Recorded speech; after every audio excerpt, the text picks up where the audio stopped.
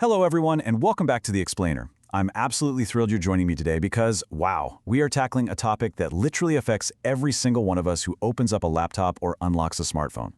Today we're totally stripping away the mystery and we're getting right down to the hard facts behind model training and data persistence in artificial intelligence. My goal for us today is to give you a really clear, structured look at exactly where your data goes so you can navigate these incredibly powerful tools with absolute confidence. Let's get right into it. Think about your own habits for just a second. Every single day, we're typing things into AI tools that we would literally never dare broadcast publicly, right? Especially at work. We're talking about highly sensitive, deeply personal stuff here. We confess our money worries, we ask super private medical questions, and, we use it to draft those sweaty palmed emails we're terrified to send to our boss or loved ones. For millions of us, AI has basically become our digital confidant. And because we treat it like a confidant, it's completely fair. Actually, it's absolutely essential to ask this core question. What does an AI actually know about you? When you type in all those vulnerable thoughts, is someone out there reading your chats? Does the AI remember what you said last week? Are you going to suddenly start getting targeted ads based on a super private question you just asked? We really need to unpack data privacy if we want to truly feel safe using these tools. Now, to really understand how all this works, we need an anchor. Let's take one specific, relatable detail you might share and track exactly what happens to it. Imagine you're shopping for a birthday gift, and you type this exact prompt into your AI. My partner is really into hiking, and we live near Denver. Any ideas? We're going to follow this fictional Denver hiker through the entire system to see exactly where those details, your partner, their hobby, your location, where they actually go. Okay, let's dive into this. We can break down what happens to your information into a sort of funnel of data persistence, and it has 4 distinct layers: the conversation, product memory, provider systems, and finally, model training. You should always be able to see and control what your AI provider retains, but what really matters here is where your data goes across these 4 steps, why it goes there, and exactly how long it sticks around. So the very first layer is the conversation itself. For the duration of your active chat, the AI is actively working with those details you gave it. So in our case, the Denver location and the hiking hobby. But it's super important to understand that on its own, the model only holds this context for the duration of that one specific conversation. Your control here is incredibly simple and absolute. The AI only knows what you actively choose to put right in front of it in that moment. And understanding this immediate boundary, well, that's really the first step in knowing how data eventually makes its way down to the training phase. And this brilliantly illustrates the boundary of that first layer. Today's active chat, it knows all about Denver and hiking. But if you close that window and open a totally fresh chat tomorrow, it starts completely blank. On its own, the core AI model has absolutely no inherent idea what your partner likes once that specific session is closed. Closing the chat basically acts as a hard reset for the model's immediate context. But that brings us down to the second layer of our funnel, which is product memory. Some of which you share can actually persist to improve your experience. A lot of modern AI tools now have a specific feature that saves details from one chat to the next. Now, to be clear, this isn't the underlying model itself remembering you. Rather, these are details saved directly into your user account, and the model is then given access to that account memory whenever you start a brand new chat. So, checking back in with our anchor example, if you log in next week to brainstorm some fun weekend plans, the tool might automatically incorporate your partner's love of hiking near Denver into its new suggestions. Why? Because it pulled from your account's saved memory. Depending on the exact product you're using, this memory feature might be on by default, or it might be something you have to actively toggle on. But the key takeaway here is that in most products, you have the absolute power to edit it, clear it out, or just turn off memory entirely. Moving a bit deeper, the third layer is the provider's own internal systems.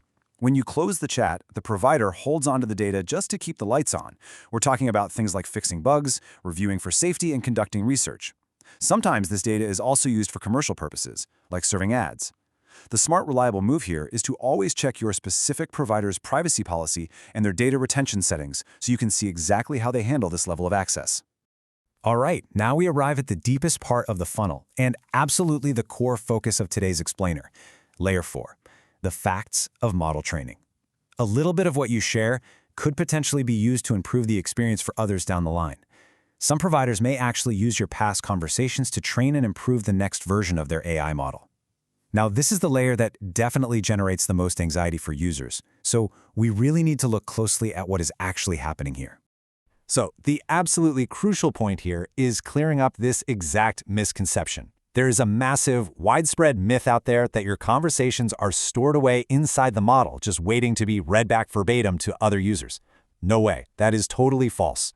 The fact is, personal data is generally stripped right out. By the time it reaches the training phase, your exact words, they're gone. Instead of memorizing your diary, the AI is essentially just learning the grammar and structure of human language through abstract statistical patterns. And honestly, the best news? Many providers let you simply opt out of this training layer altogether. And some offer incredibly reassuring built-in controls depending on how exactly you're using the product. For instance, looking at the AI provider Anthropic. When an organization brings their AI, Claude, into a business environment, model training is actually turned completely off by default. You don't even have to flip a switch. It is a fantastic example of how you can have total out-of-the-box control over your data footprint. So what does this all mean in practice for you?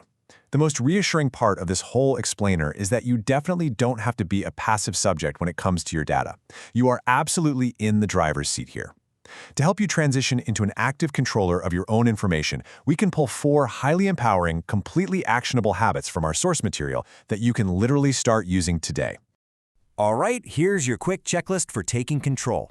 Habit 1, review your settings. Habit 2, share based on your comfort. Habit 3, leave out what you aren't comfortable with. And habit 4, match the product to the sensitivity of your data. Let's break these down real quick so you know exactly how to apply them in the real world. So for habits 1 and 2, it's really all about proactive awareness. Spend just a couple of minutes diving into your account or privacy settings. You want to look specifically for the toggles for memory, chat history, connected apps, and of course that training toggle. That is exactly where you'll find out what's being saved. And, before you hit send on a prompt, just take a second to think about its uses across that whole funnel we just talked about, from the active chat to the saved memory, all the way down to a potential future training run, and really only share based on your own personal comfort, not just some blanket rule. Now, what's really interesting here is how easy Habit 3 is to implement.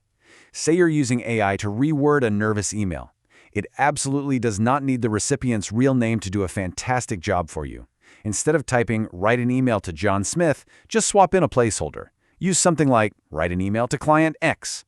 You get the exact same structural and creative value from the AI, but you keep your sensitive real-world data completely private. It's such a simple but powerful tweak. And finally, habit 4, match the product to the sensitivity. If you're just doing everyday tasks like, getting a recipe or planning that Denver hiking trip we talked about, the standard consumer version of an AI is usually perfectly fine. But if you are handling confidential, restricted, or regulated data at work, you absolutely should be looking at business or enterprise plans. As we discussed earlier, these tiers almost always come with entirely different, significantly stricter data handling terms, which you can very easily confirm right in the product's documentation. Ultimately, what AI knows about you at baseline is literally only whatever you put into the conversation in that exact moment. Beyond that, how durable your data becomes depends entirely on the product's defaults and the conscious choices that you make in your settings. Taking just a few minutes up front ensures you stay in complete control, which leaves us with this final, kind of provocative thought. Your AI's memory is entirely in your hands. So, what will you choose to let it forget? Thank you so much for joining this explainer, and as always, keep learning.